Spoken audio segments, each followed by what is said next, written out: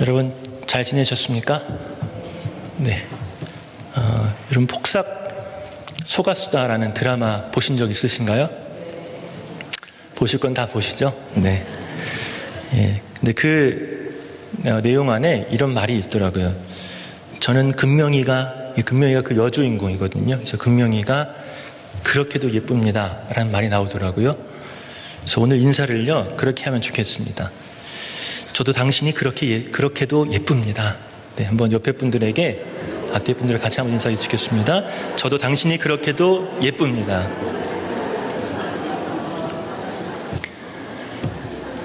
여러분, 그렇게도 예쁘시죠? 네. 하나님도요, 저 여러분들 보시면서 나도 너가 그렇게 예쁘다. 이렇게 말씀하실 줄을 믿습니다. 식당에 가면요, 아이가 막 휘젓고 다니고 숟갈을 떨어뜨리기도 하고 컵을 깨뜨리기도 하는 그런 일들이 있습니다. 예, 그러다 보면 이제 부모님들이 야야 막 그러죠. 근데 가만히 있게 하는 아이들을 볼 때면요, 이런 생각을 가질 수가 있습니다. 다른 아이들은 이제 산만하지 않고 잘 있는데 혹시 우리 아이만 왜 이럴까? 무슨 문제가 있는 것은 아닐까? 그런 생각을 할 때가 있는데, 아이를 양육하다 보면 자연스럽게 들 수밖에 없는 그런 고민이자 또 질문인 것인데요. 그 돌로레스 바탈리아라는 이런 심리학과 아동 청소년 문학을 전공했고 아이들을 쓰는 작가분이 계시는데, 이분의 이 책 중에, 작품 중에 하나가 이런 제목이 있습니다. 가만히 있지 못하는 나는 보통 아이예요. 예, 그런 책 제목이 있습니다. 이 주인공이요, 이 책 제목처럼 조금도 가만히 있지 못하는 아이입니다.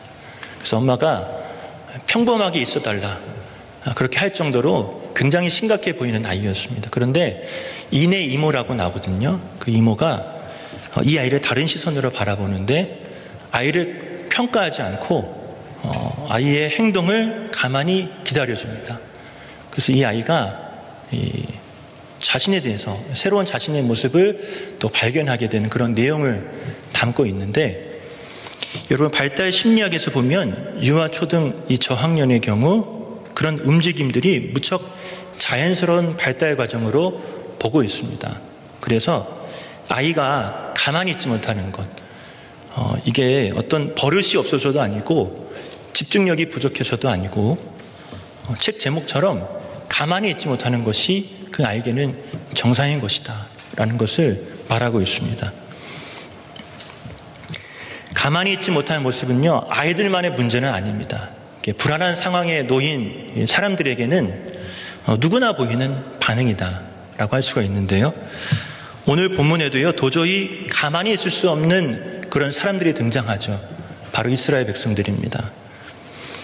그도 그럴 것이 오늘 본문의 앞쪽의 내용 우리가 살펴보면, 우리가 읽지는 않았지만 이 출애굽한 이스라엘이 홍해바다에 이르렀는데 그 뒤를 누가 쫓고 있습니까? 애굽의 병거들이 쫓고 있는 상황입니다. 6, 7절에 보면 이런 말씀이 있습니다. 바로가 그의 병거를 갖추고 그의 백성을 데리고 갈새 선발된 병거 600대와 애굽의 모든 병거를 동원하니 지휘관들이 다 거느렸더라 라고 말씀하고 있습니다. 하나님께서 바로의 마음을 변하게 하셨다라고 성경이 기록하고 있는데, 바로가 순종해서 자신의 군대를 이끌고 홍해로 향해 가는 이스라엘 백성들의 뒤를 이렇게 쫓고 있는 그런 상황을 오늘 그리고 있는데요, 여러분 앞에는 바다고 뒤에는 바로의 병거가 있습니다. 앞으로도 갈 수도 없고 뒤로도 갈 수 없는 이런 진퇴양난의 상황 속에 놓여 있습니다. 이런 상황에서 등장할 수밖에 없는 것이 무엇입니까? 바로 두려움이 있고 걱정이 있고 원망이 있습니다. 오늘 성경에서도 그렇게 드러나는데 10절에 보면 이런 말씀이 있죠. 이스라엘 자손이 심히 두려워하여 여호와께 부르짖고, 또 11절에 보면 애굽에 매장지가 없어서 당신이 우리를 이끌어내어 이 광야에서 죽게 하느냐, 어찌하여 당신이 우리를 애굽에서 이끌어내어 우리에게 이같이 하느냐라고 원망합니다. 여러분 가만히 있을 수가 없는 것이죠. 그런 이스라엘 향해서 모세가 오늘 이렇게 말합니다. 오늘 우리가 말씀 13절 14절 말씀인데 우리 13절을 같이 한번 읽어보겠습니다. 너희는 두려워하지 말고 가만히 서서 여호와께서 오늘 너희를 위하여 행하시는 구원을 보라. 너희가 오늘 본 애굽 사람을 영원히 다시 보지 아니하리라. 그러면서 모세가 다시 말합니다. 14절 같이 읽겠습니다. 여호와께서 너희를 위하여 싸우시리니 너희는 가만히 있을지니라. 아멘. 이스라엘 백성들이요, 눈이 휘둥그레졌을 것입니다. 가만히 있으라고요? 가만히 있어. 앞에는요, 깊은 홍해 바다가 있고요, 뒤에는 정말 그 무시무시한 병기를 가지고 이 애굽의 병거들이 쫓아오고 있는 상황인데, 하나님께서 비책이라고 말씀하시는 것을 주셨는데 그게 뭡니까? 가만히 있으라. 하나님이 싸우시게 하시는 것은 감사한 일인데, 이 상황에서 가만히 있으라는 말은요, 도통 이해가 되지 않기도 할 것입니다. 여러분 한번 생각해 보십시오. 평생 주방 구경 못 해본 남편이요, 어느 날 갑자기 아내에게 이렇게 얘기합니다. 여보, 오늘은 내가 당신을 위해서 요리를 해줄게. 가만히 있어봐. 아내 마음속에 요동치기 시작합니다. 물론 남편이 요리해주는 것 한 번도 주방 근처에 얼씬거리지 않았던 남편이 무슨 바람이 불어서 모르겠지만 요리를 해준다는 것은 정말로 감사한 일인데, 동시에요, 두려움이 찾아오고 근심이 찾아옵니다. 불은 저렇게 세게 켜도 되나? 칼은 왜 저렇게 잡지? 저렇게 감으면 안 되는데. 처음에는요, 가만히 있어 보려고 합니다. 거실에 앉았다가 일어났다가 주방에 한번 한번 봤다가 다시 자리에 앉았다가 결국 어떻게 합니까? 주방으로 들어갑니다. 여러분들 다 경험해 보시겠지만, 그러면서 이런 말 하죠. 불 좀 줄여. 그러면서 결국 이런 말을 합니다. 비켜. 내가 할게. 그런 말 하죠. 여러분, 이런 상황에 가만히 있으라는 말은요, 마치 가만히와 같이 아무것도 하지 말고 있으라는 그런 답답한 말처럼 들릴지도 모릅니다. 하나님께서 왜 이스라엘을 향하여서 가만히 있으라고 말씀하셨을까? 진짜 그 표현대로 가만히 있으라를 가만히처럼 있으라라고 말씀하신 것일까? 사실 생각해보면 가만히 있으라는요, 진짜 아무것도 하지 않는 것을 의미하는 것이 아닙니다. 오늘 제목처럼 가만히처럼 우두커니 그냥 앉아있는 것이 아니라는 말씀입니다. 그저 손 놓고 그저 지켜보고만 있으라라는 그런 말씀이 아닌 것이죠. 하나님이 하시니까 그저 놀고만 있어야 되겠다. 예를 들면 이런 것입니다. 시험을 앞두고 있는데 하나님이 도와주시겠다, 하나님 도와주실 거야 라고 말하면서 아무런 준비를 안 하면은, 여러분, 그것은요, 믿음이 아니라 핑계입니다. 만약 그런 의미로 받아들였다면 하나님 이렇게 말씀하실 것입니다. 야, 내가 가만히 있으라고 했다고 해서 진짜 가만히처럼 있느냐? 다시 한번 말씀드리지만, 여러분, 가만히 있으라는요, 가만히처럼 우두커니 그냥 있는 것을 의미하는 것이 아닙니다. 그러면 도대체 가만히 있으라는 말씀을 왜 하셨는지, 우리에게 요구하시는 것이 무엇인지, 그런 의문을 가지고 있는 우리에게 이 말씀은 우리 영적인 메시지를 담고 있다라는 거예요. 가만히 있으라의 첫 번째 의미는 무엇입니까? 내가 할 수 없음을 인정하라는 그런 초청이다라는 것입니다. 여러분, 그 하나님께서 하신 말씀의 핵심이 무엇입니까? 내 힘으로는 이 상황을 해결할 수 없다는 고백을 듣기를 원하신다라는. 당시 이스라엘 상황을 보면 그렇죠. 그들은 막 애굽을 나왔습니다. 군대도 조직되어 있지 않고 무기도 없고요, 전쟁을 하는 경험은 전무후무하죠. 없죠. 아예 없죠. 그러나 뒤에는 무엇이 있습니까? 선배된 병거가 있고 숙련된 군사들이 있고 그리고 최강의 군사력인 애굽의 병거가 있습니다. 이 상황은 조금 더 노력하면 해결할 수 있는 그런 문제가 아니고요. 그리고 어떤 전략을 바꿔서도 해결할 수 있는 문제가 아니었습니다. 그런 상황이 아니었습니다. 처음부터 끝까지 이스라엘 힘으로는 감당할 수 없는 그런 문제였다는. 그런데 진짜 문제는 무엇입니까? 사람이 이런 상황에서요, 여전히 생각하고 있다는 것입니다. 나 이런 능력이 있는데, 나 이런 경험이 있는데, 내가 이 정도의 그런 물질을 가지고 있고, 이 정도의 위치를 가지고 있는데, 이렇게 생각하죠. 그리고 계속 이런 생각을 품고 있습니다. 조금만 노력해보면 내가 할 수 있지 않을까, 내가 해낼 수 있지 않을까, 그렇게 생각합니다. 그래서 하나님께서 먼저 이것을 정리하라고 하시는 거죠. 문제의 해결을 너에게서 찾지 말아라.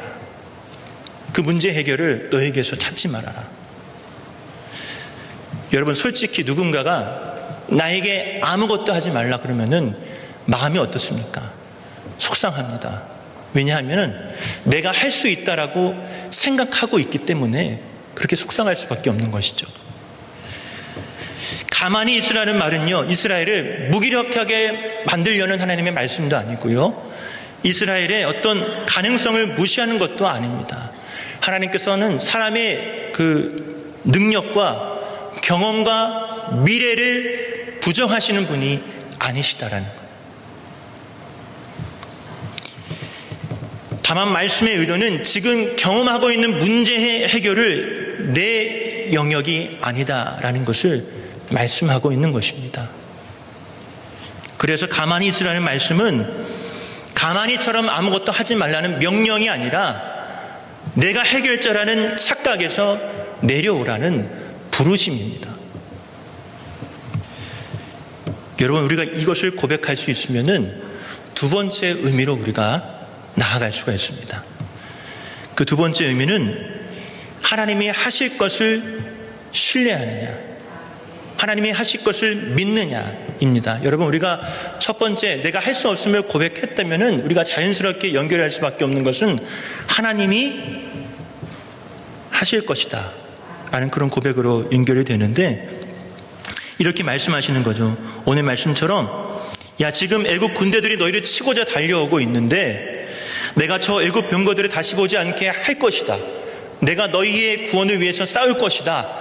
가만히 있으라 라고 말씀하시는데, 다시 말해보면은 내가 너희를 구원할 것인데 너는 그것을 온전히 믿고 있니? 신뢰하고 있니? 내가 너희를 위해 일할 것인데 너는 이것을 믿니? 신뢰하고 있니? 그것을 우리에게 묻고 계시다라는 것. 여러분, 하나님이 보실 때에 가장 중요하다고 보시는 면이 무엇일까요? 믿음이 좋은 사람 중에는요, 고학력인 사람들도 있고요, 저학력인 사람들도 있습니다. 많이 배운 사람도 있고요, 적게 배운 사람도 있습니다. 근데 믿음이 작은 사람들 중에서도요, 고학력인 사람이 있고 저학력인 사람도 있습니다. 여러분, 얼마나 배운지는 하나님께 중요한 관심사가 아니다라는 거예요. 교회를 잘 섬기는 사람 중에서는요, 건강이 좋은 사람도 있고 건강이 좋지 않은 사람들도 있습니다. 그러나 반대로 교회를 열심히 하는 사람들 중에서도 건강이 좋은 사람이 있고 건강이 좋지 않은 사람들도 있습니다. 여러분, 얼마나 건강한지가 하나님의 깊은 관심사가 아니다라는 것입니다. 그러면 하나님께서 가장 깊게 관심 있게 보시는 것이 무엇인가? 그것이 무엇인가? 우리가 어떤 조건에 있는 것이 아니라 그 조건 안에서 하나님을 신뢰하고 있느냐, 믿고 있느냐, 믿지 않고 있느냐, 신뢰하지 않고 있느냐, 이것을 보신다라는 것. 성경에서 등장하는 인물에게 하나님께서 원하시는 것이 무엇입니까? 어떤 그들의 퍼포먼스, 어떤 수행 능력을 원하시는 것입니까? 전혀 그렇지 않습니다. 아브라함에게 아들 이삭을 바치라고 할 때 하나님께서 정말로 보시기를 원하셨던 것은 그 이삭을 바치는 그 행위 그 자체가 아니라, 궁극적으로 보시고자 하셨던 것은 이미 하나님을 신뢰하고 있는 그 아브라함의 중심이었다라는 것입니다. 그래서 가만히 있으라는 말씀은 아무것도 하지 않는 그런 가만히가 되라고 하시는 것이 아니라 하나님이 하시는 일을 신뢰하라라는 초청인 것입니다. 예. 여러분 어떻습니까? 여러분 자신은 어떻습니까? 나는 하나님을 신뢰하고 있습니까? 나는 하나님을 믿고 있습니까? 믿는 것 같기도 하고 안 믿는 것 같기도 하고 신뢰하는 것 같기도 하고 신뢰하지 않는 것 같기도 하고 여러분 이렇게 감정의 요동처럼 움직이고 있습니까? 여러분 그럴 때 자신을 향해서 이렇게 한번 선포하십시오. 가만히 있으라. 나대지 마라. 한번 선포해 보십시오. 가만히 있으라. 나대지 마라. 네. 지금 이 문제의 주도권은 내가 아니라 하나님께 있다. 가만히 있으라. 여러분 그래서 흔들렸던 마음이 정말 하나님 앞에 완전하게 하나님을 향한 신뢰로 완벽하게 기울어질 수 있기를 간절히 바랍니다. 가만히 있으라의 여러분 세 번째 의미가 무엇일까? 바로 행동하라입니다. 오늘 우리가 읽지는 않았지만 15절, 16절 이렇게 말씀하고 있는데 우리 같이 한번 읽어보도록 하겠습니다. 여호와께서 모세에게 이르시되 너는 어찌하여 내게 부르짖느냐? 이스라엘 자손에게 명령하여 앞으로 나아가게 하고 지팡이를 들고 손을 바다 위로 내밀어 그것이 갈라지게 하라. 이스라엘 자손이 바다 가운데서 마른 땅으로 행하리라. 아멘. 여기서 질문이 있죠. 하나님이 가만히 있으라고 하셨는데 내가 할 수 없으면 인정하고 하나님 하실 수 있으면 신뢰하는 것, 거기까지는 내가 이해할 수 있는데 행동하라는 좀 아니지 않습니까? 여러분 성경에서 말하는 가만히 있으라는 말 그대로 가만히 있으라가 아님을 우리는 알고 있습니다. 예. 만약 그랬다면요 여러분 아무것도 하지 마십시오. 손과 발을 꼭꼭 묶으십시오. 아무것도 못하도록 여론을 만드십시오. 옆에 분에게 말씀해 보십시오. 하나님이 하실 것이니까 아무것도 하지 마세요. 네. 숨도 쉬지 마세요. 네.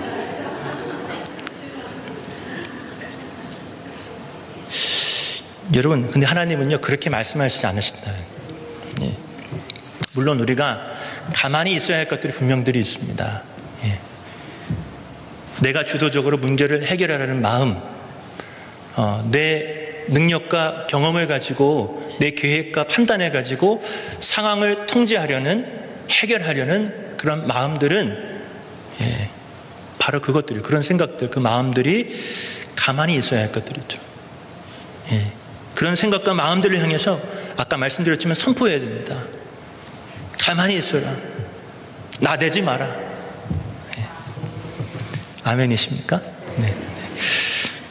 여러분 혹시 그 오징어 게임 2에 보면은 보신 적 있는 분 모르겠지만 이정재 나오는 여러분 배우가 있는데 그 이정재의 번호가 456번이거든요. 456번 이정재가 이렇게 게임 중에 이렇게 얘기를 합니다. 여러분 얼음! 네. 얼음! 이렇게 합니다. 네. 제발 움직이지 마! 여러분 진짜 그런 마음들을 향해서 이정재처럼 우리가 얼음이라고 수없이 외쳐야 됩니다. 불안한 마음아 얼음! 조급한 마음아 얼음! 내가 해결하려고 하는 마음아 얼음! 여러분 그런 마음들을 어떻게 해야 됩니까? 나 자신이 아니라 하나님을 향할 수 있도록 방향을 바꿔야 되는 거예요. 그런데 우리가 주야장천 얼음만 외치고 있으면요 우리가 도착선에 도달할 수가 없습니다. 여러분 도착선까지 가기 위해서는요 이동해야 됩니다. 움직여야 됩니다. 오늘 말씀처럼요 부르짖어야 되는 거예요. 나아가라고 명령해야 되는 거고 지팡이를 들어야 되는 것이고 손을 바다 위로 내밀어야 됩니다. 그래야만 홍해가 갈라집니다. 그래야만 이스라엘 백성들이요 건너갈 수 있는 길이 생기는 것입니다. 내가 할 수 없음을 인정하고 하나님이 하실 수 있음을 신뢰한다면 여러분 그 자리에서 더 이상 가만히 있어서는 안 됩니다. 하나님을 신뢰하는 그 자리에서 내가 할 수 있는 행동들을 찾아서 행해야 되겠죠. 예를 들면 용서해야 할 대상이 있으면 먼저 마음을 열어주는 것입니다. 사람을 바꾸려 하기보다 내 태도를 하나님 앞에서 바르게 하는 것입니다. 말 한마디를 바꾸는 것입니다. 욱하는 소리에 그런 감정에 침묵을 선택하는 것입니다. 원망 대신 감사 한 줄을 적어보는 것입니다. 기도해야 할 상황에서 기도하는 것입니다. 혼자 버티지 않고 함께 기도해달라고 요청하는 것입니다. 상황이 좋아지면 예배하겠다가 아니라 오늘 예배 자리에 이 자리에 참석해야 되는 것입니다. 여러분 그것들이 내가 해야 할 행동인 것이죠. 그래야만 우리는 갈라진 홍해를 건너갈 수 있는 첫 발을 내디딜 수가 있습니다. 결국 가만히 있으라는 하나님을 신뢰하며 믿음으로 내가 할 일을 하라는 말씀인 것이죠. 설교를 마무리하면 그런 말이 있습니다. 내가 가만히 있으니까 가만히로 보이냐. 여러분 이런 말 자주 쓰시죠? 예. 여러분 절대로 가만히처럼 보이면 안 됩니다. 예. 저는 그렇게 발끈하는 게 참 좋다라고 생각합니다. 그러나 어떤 단순한 감정의 발끈이 아니라 여러분들의 미래를 바꿀 수 있는 그런 발끈이 되기를 원합니다. 예. 내가 할 수 없음을 인정하고 반대로 하나님이 하실 것을 전적으로 신뢰하는 발끈함을 갖출 수 있기를 바랍니다. 그리고 그 신뢰를 기억하며 거기서 멈추지 않아야 되겠죠. 어른만 외치고 있을 것이 아니라 땡하는 순간에 나아갈 수 있도록 내가 할 수 있는 것들을 행해야 됩니다. 이 모든 과정은 홍해 같은 거대한 문제 앞에서만 필요한 해법이 아니라 우리의 삶의 모든 현장에서 삶의 모든 순간과 상황 속에서 적용되어야만 하는 그런 신앙의 태도라는 것입니다. 홍해는요 그냥 갈라지지 않습니다. 애국 군대가 그냥 사라지는 것이 아닙니다. 여러분 세 박자가 맞아야 됩니다. 내가 할 수 없음만 고백하면요 그것은 영적인 체념입니다. 어차피 안 돼. 그냥 현실을 포기해버리고 마는 것이죠. 믿음은 있지만 순종하지 아니하면 여러분 관념적인 신앙입니다. 믿음은 내 생각 속에만 있고 삶은 여전히 내가 주도하는 것과 같은 것입니다. 순종만 한다면 여러분 그것은 종교적인 행위일 뿐입니다. 껍데기만 남은 것이죠. 결국 내가 할 수 없음을 인정하는 고백, 하나님을 전적으로 신뢰한다라는 믿음, 그 신뢰 위에서 걷는 순종. 여러분 이 세 박자가 맞을 때 가능한 것입니다. 그때 하나님께서 길을 여시는 것이죠. 그때 하나님께서 홍해를 가르치는 것입니다. 하나님은 가만히를 원하신 적은 없습니다. 하나님은 믿고 나아가는 백성을 원하십니다.